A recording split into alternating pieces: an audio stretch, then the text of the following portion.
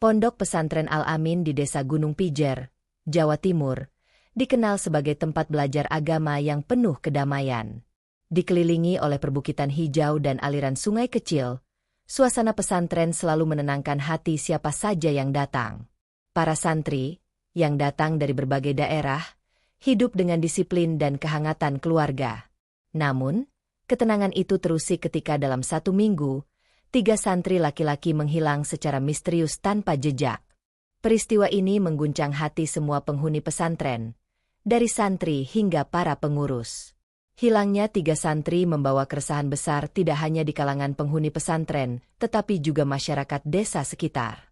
Para orang tua yang menitipkan anak-anak mereka mulai mempertanyakan keselamatan buah hati mereka. Suasana pesantren berubah menjadi tegang.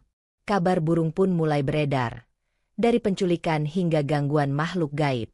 Di tengah kekacauan ini, Kiai Hamdan, pimpinan pesantren yang dihormati, mencoba menenangkan hati semua orang sambil mencari solusi atas misteri yang belum terpecahkan. Di ruang kerjanya yang sederhana namun penuh wibawa, Kiai Hamdan duduk termenung. Wajahnya yang biasanya teduh kini tampak lelah dan penuh kekhawatiran. Di hadapannya, beberapa pengurus pesantren, termasuk Ustaz Jainuddin, duduk dalam suasana tegang. Mereka semua menanti laporan dari pihak kepolisian yang dipimpin oleh Ibtu Abi. "Bagaimana hasilnya, Pak Polisi?" tanya Kiai Hamdan dengan suara berat, mencoba menenangkan diri meski hatinya penuh kekhawatiran. Ibtu Abi menggeleng pelan, terlihat menahan rasa bersalah. "Mohon maaf, Kiai. Kami telah menyisir seluruh area pesantren dan desa, tetapi belum menemukan petunjuk apapun tentang keberadaan 3 santri itu." Keheningan mencekam ruangan. Ustaz Jainuddin akhirnya angkat bicara. Suaranya bergetar penuh kecemasan.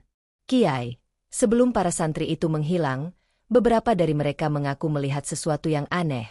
Seekor ular raksasa muncul di kamar mandi asrama putra. Ular itu masuk ke dalam lubang toilet lalu menghilang begitu saja." Mendengar hal ini, Kiai Hamdan mengerutkan dahi, mencoba mencerna informasi yang terasa tidak masuk akal itu. "Ular raksasa?" gumamnya dengan nada terkejut. "Astagfirullah. Apa yang sebenarnya terjadi di pesantren kita ini?" Suasana ruangan semakin tegang, tak ada seorang pun yang mampu memberikan jawaban pasti. Kejadian-kejadian yang tak terduga ini semakin mengguncang hati mereka yang hadir. Kiai Hamdan menyadari bahwa ini bukan hanya masalah biasa. Ada sesuatu yang lebih besar yang mengancam keselamatan santri dan pesantren. Suasana semakin mencekam di asrama putra pondok pesantren Al-Amin.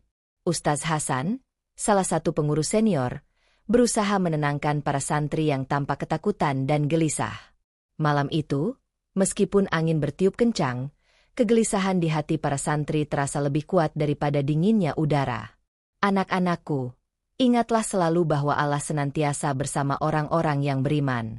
Jangan takut pada makhluk apapun, namun takutlah hanya kepada Allah," ujar Ustaz Hasan dengan lembut, berusaha memberikan ketenangan. Namun, di dalam hati para santri, rasa takut yang mendalam tak mudah hilang. Salah seorang santri, Rehan, bertanya dengan suara gemetar, "Tapi bagaimana dengan ular raksasa itu, Ustaz? Apa itu bukan jin jahat yang menculik teman-teman kami?" Ustaz Hasan tersenyum dengan penuh keyakinan dan menjawab, "Kita tidak tahu pasti apa yang terjadi, tapi apa yang kita tahu adalah kita harus terus beribadah dan memohon perlindungan kepada Allah. Insya Allah, segala sesuatu akan baik-baik saja." Kata-kata Ustaz Hasan memang menenangkan sebagian santri, namun kecemasan tetap menyelimuti pikiran mereka. Mereka tahu bahwa pesantren ini telah dilanda sesuatu yang tak biasa, dan hanya kekuatan iman dan doa yang bisa menjadi pelindung dari segala bahaya yang mengintai. Keesokan harinya, Kiai Hamdan, pemimpin pondok pesantren Al-Amin, memanggil seluruh santri dan pengurus untuk berkumpul di masjid. Wajahnya yang biasanya tenang kini tampak penuh kecemasan, namun suaranya tetap lantang dan penuh keyakinan. "Anak-anakku, kita sedang menghadapi ujian dari Allah. Kita harus hadapi ini dengan sabar dan penuh tawakal," kata Kiai Hamdan, mencoba memberikan semangat kepada para santri yang tampak lelah dan cemas. "Malam ini, kita akan mengadakan salat hajat dan tahajud bersama. Kita mohon kepada Allah agar diberikan petunjuk dan perlindungan. Suasana di masjid terasa penuh hikmat, meskipun rasa takut dan ketidakpastian masih menyelimuti hati para santri. Malam itu, masjid pesantren dipenuhi dengan suara zikir dan lantunan ayat-ayat suci Al-Quran. Kiai Hamdan memimpin doa dengan khusyuk, suara tangis beberapa santri terdengar. Mereka memohon agar Allah menyelamatkan teman-teman mereka yang hilang dan melindungi mereka dari segala bahaya. Doa-doa yang dipanjatkan malam itu penuh dengan pengharapan, dan keyakinan mereka semakin kuat meskipun keadaan semakin tidak menentu. Seluruh pesantren bersatu dalam doa, berusaha mendekatkan diri kepada Allah, dan meyakini bahwa dengan kekuatan doa, segala kesulitan pasti bisa teratasi. Malam ketiga setelah santri-santri hilang, Kiai Hamdan terlelap di mihrab masjid setelah memimpin salat tahajud.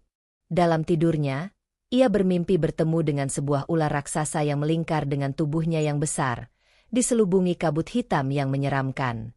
Ular itu memiliki mata merah yang menyala, menatap tajam ke arahnya. Dalam mimpi itu, ular tersebut berbicara dengan suara yang dalam dan menyeramkan. Kembalikan santri-santri itu, Kiai. Mereka adalah tumbal untuk rencana tuanku. Mimpi ini sangat mengganggu Kiai Hamdan.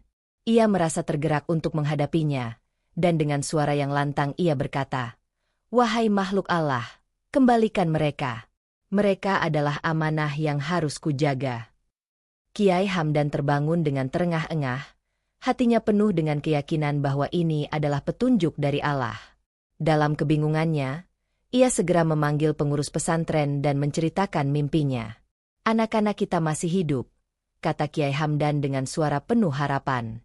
"Ini adalah petunjuk dari Allah. Kita harus lebih kuat dalam doa dan ibadah. Allah pasti akan menolong kita." Mimpi itu semakin menguatkan tekadnya untuk berjuang melawan ancaman yang datang.